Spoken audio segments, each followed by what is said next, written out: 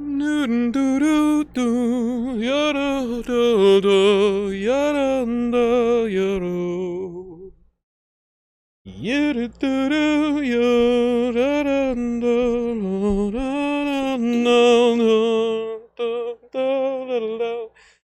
the sun,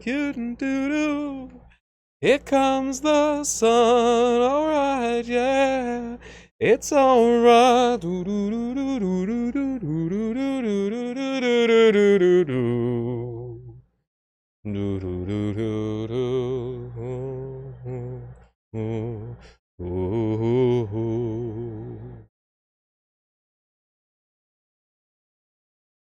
Whenever anybody says clockwork elves, my brain immediately goes to the Swiss. But yeah, I never saw any clockwork elves. What happened? Because I climbed up a beanstalk made out of incandescent eyes, comprised of colors there aren't names for, and went up into a shimmering cloud city before falling down while being laughed at. No clockwork elves.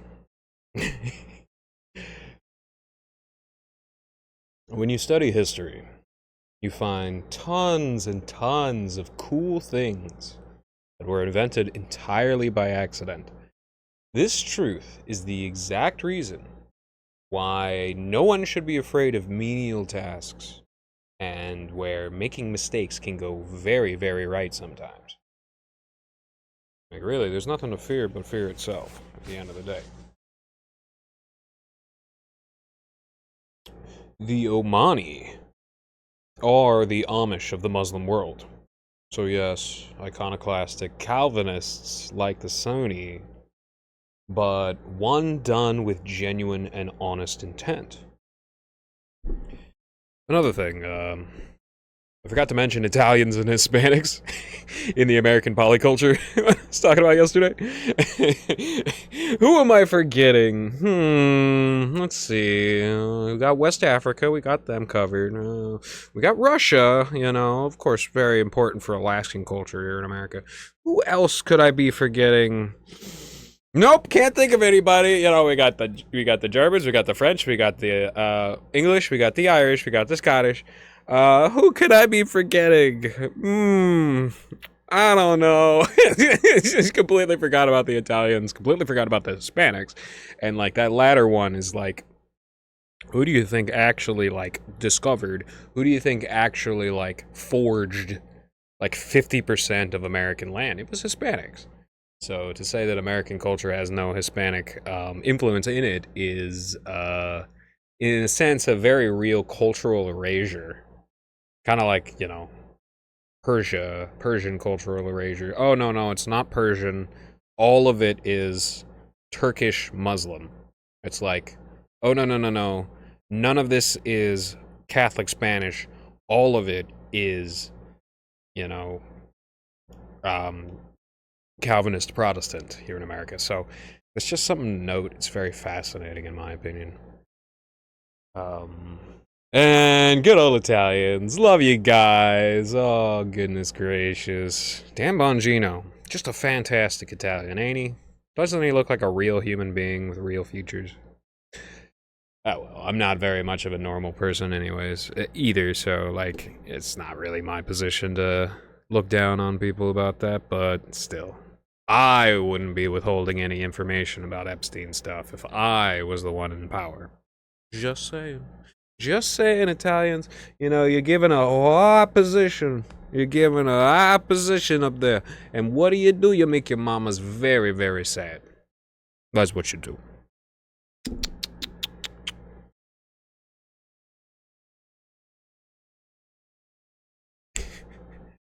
Can't think of anybody. Nope, can't think of any other cultures that I'm forgetting. Meanwhile, there's a mariachi band right outside of a bistro deli right behind me. If Hitler tried to be an artist today, he'd be told his architecture recreations are easily done by AI and he should kill himself.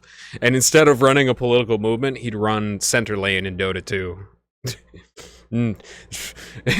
It's a joke, but at the end of the day, what makes it really funny is that it's true. So, Rick and Morty was cooking with gas when they made a character called Abradolf Linkler. That was something that got the bored chaos magician, internet freaks of the pre-Trump American culture hooting like a bunch of chimpanzees. That, and originally, how utterly drunk Dan Harmon was, injected a raw, gritty humanity right into the lines spoken and heard.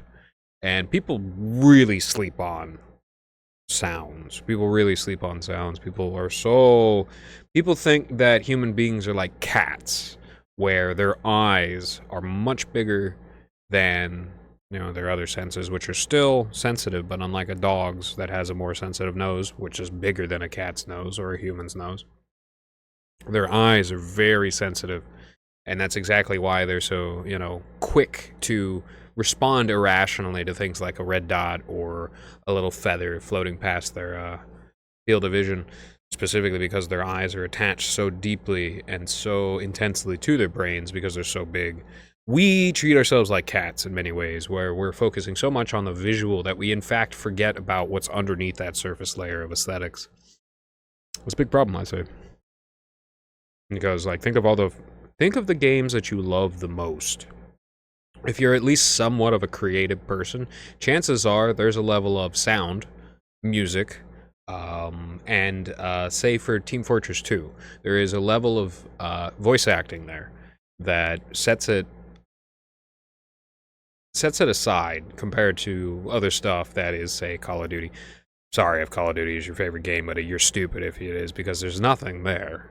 The most boring, A24 music, the most boring plots, the most boring gameplay you could possibly get. What really is interesting is stuff like Hollow Knight, even though it looks like a Flash game. You could create Hollow Knight in Unity. In fact, I think it was created in Unity. So it's like a Web3, project, essentially. Beautiful, beautiful music. Gorgeous music, very cute. Little voice acting for the bugs. Just like the cute voice acting in Animal Crossing, and the music in Animal Crossing made it like an unforgettable, landmark cornerstone game. People really do sleep on music, and they sleep on sounds. And in the process of sleeping on sounds, they believe that AI, just because it has epic-based Chungus 100 Keanu lyrics, but usually more epic-based lyrics. Oh gosh, can't get this on a Christian song, stuff like that. Just stuff that people would find embarrassing if they ever sung about. So they get the robot to sing about it, and then they're, get a bunch of, younger guys hooting about it. But it sounds really bad, and it hits people with any sort of musical intuition or training very, very badly. Well, we got lots of problems with AI, and it's just going to keep on coming down the pipeline. I have the feeling. Ted Kaczynski, good old Uncle Ted, would have a lot to say about the current state of things, I'd say. If Judaism really is matriarchal, I bet it's because money and power call the shots for the men. And here, let me put it this way. Imagine there's a village. In that village lives a beautiful girl. The tax collector petitions her parents for marriage, lauding them with lavish gifts of wealth. But she is in love with the local tannerman's son. And so, she is forced against her will, as per the customs of the land, into the arms of an ugly, disgusting thief, a spiritual brute with a weak body who beats her. So her spirit incubates, biding its time, coalescing with that of other wives, manifesting, though more as a show than an assertion, of epigenetic will. Precisely mapping my girl's ovulation cycle so I can perfectly time the "I can't be alone right now" text. As evil, man. I gotta have the thoughts like that, man.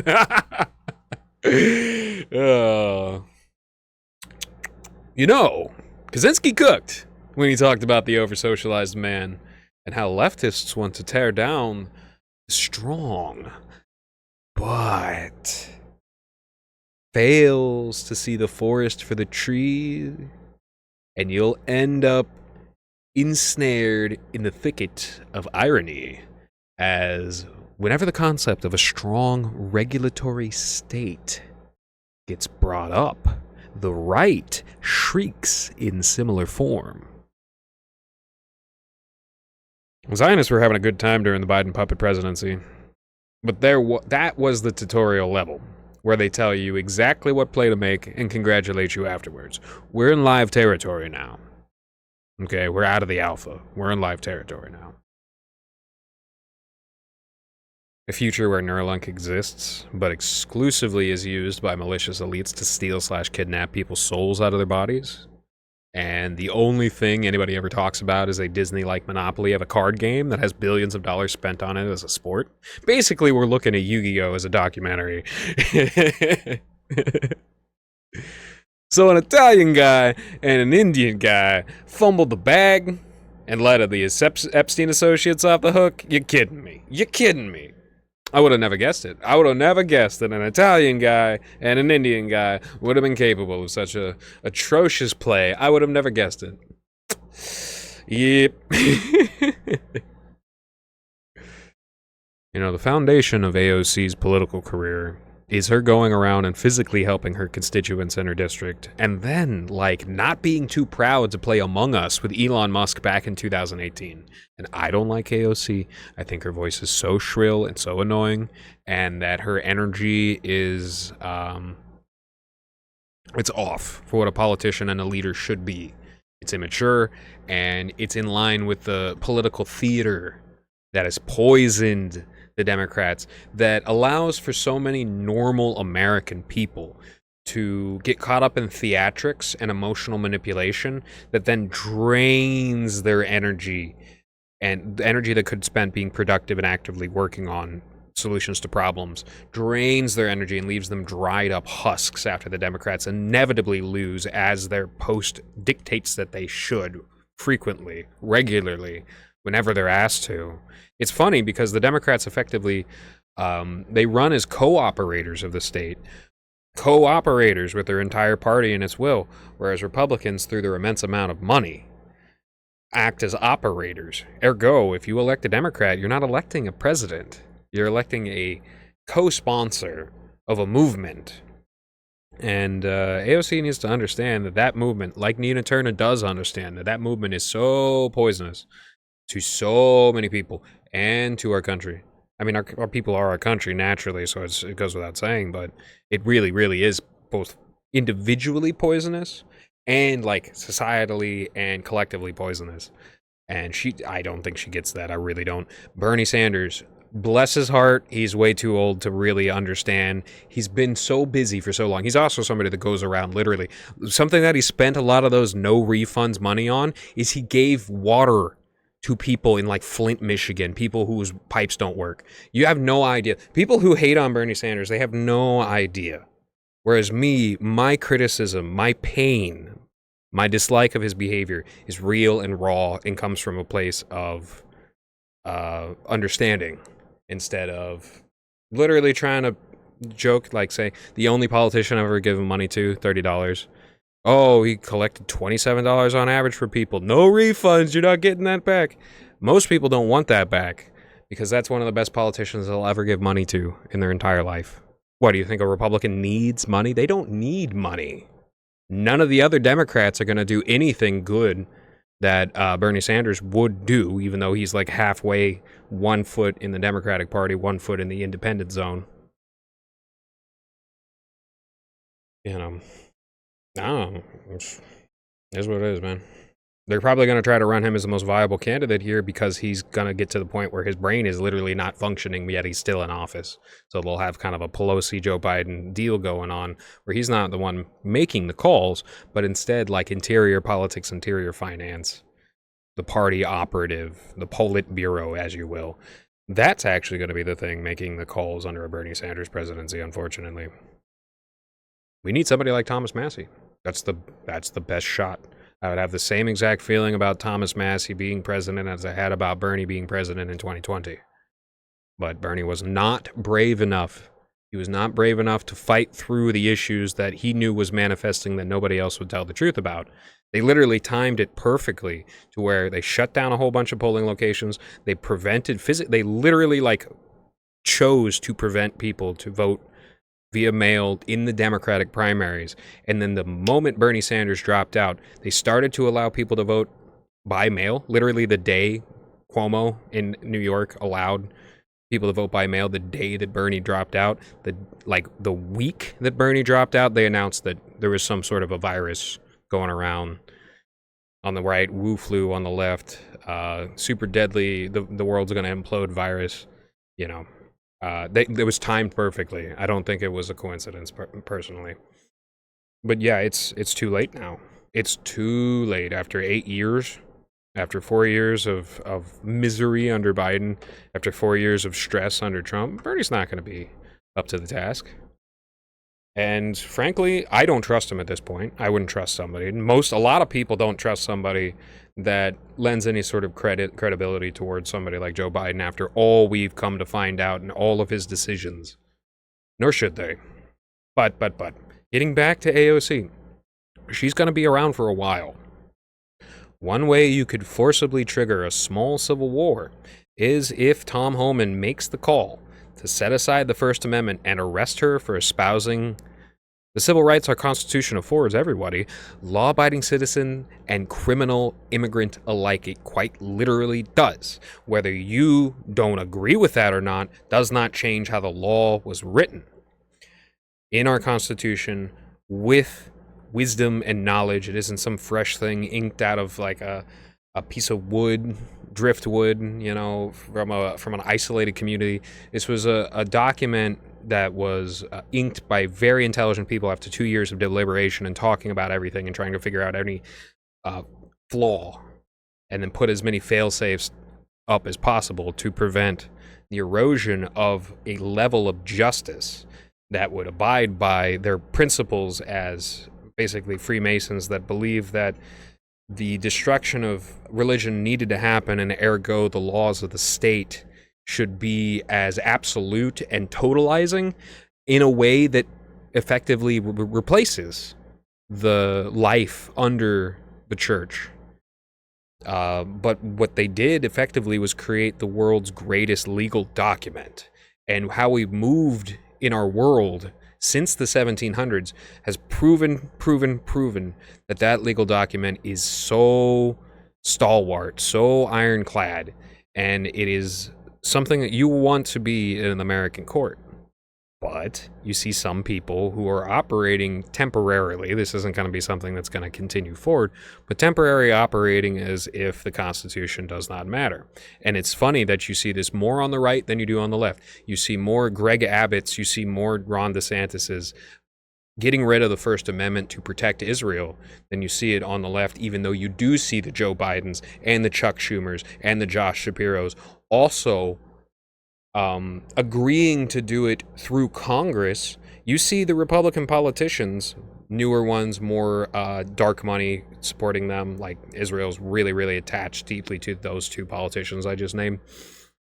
They're just choosing as governors to do like a federal society play of abolishing the First Amendment for all public officials, and that's not legal. So we're entering a very interesting time, and I think the scariest thing is that if Tom Homan did that, it would open the door to arrest a ton of regular lawyers whose job is to operate exclusively in the line of the letter of the law, which is a bad call. Like, it really, really, truly, genuinely, actually, even with, say, you take the equation and you slot it in the most important thing on the planet, more important than, like, preventing nuclear waste from entering people's drinking waters. The most important thing is kicking out every single illegal immigrant in the country. It still doesn't give you the right to dissolve and start the unfraying and tattering of law. You have to go through the right processes of allowing the people's elected officials through the House and the Senate, most importantly through the House, which is where people have the most choices, to then go through the legal process. And even then, you got the Supreme Court, which is something like decades of presidents make decisions aligning the will of the people that elected those presidents into the Supreme Court. So you have all these checks and balances.